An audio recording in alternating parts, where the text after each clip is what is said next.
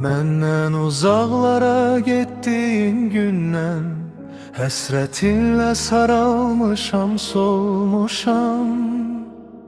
Sadəcə sevgini istədim səndən, indi xəyalına möhtac olmuşam.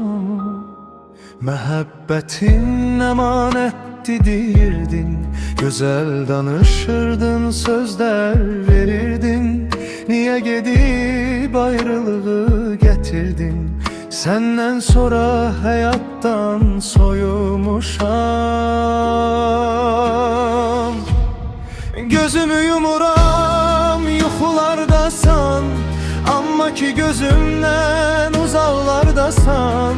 Ürəyimə baxsan, oralardasan. İki dünya arasında qalmışam. Yaralarım bir-birindən dərindi, hansına ki toxunursan sənindir. Getdiyin yollara baxıram indi, yolları toz basıb mən qocalmışam. Məndən uzaqlara getdiyin gündən həsrətinlə saralmışam, solmuşam. Sadəcə sevgini istədim səndən, indi xəyalına möhtac olmuşam. Gözümü yumuram, yuxulardasan, amma ki gözümdən uzaqlardasan. Ürəyimə baxsan, oralardasan. İki dünya arasında qalmışam.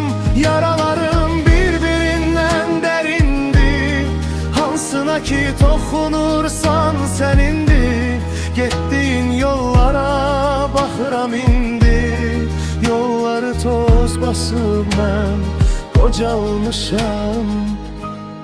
Yaralarım bir-birindən dərindi, hansına ki toxunursan sənindir. Getdiyin yollara baxıram indi, yolları toz basıb mən qocalmışam.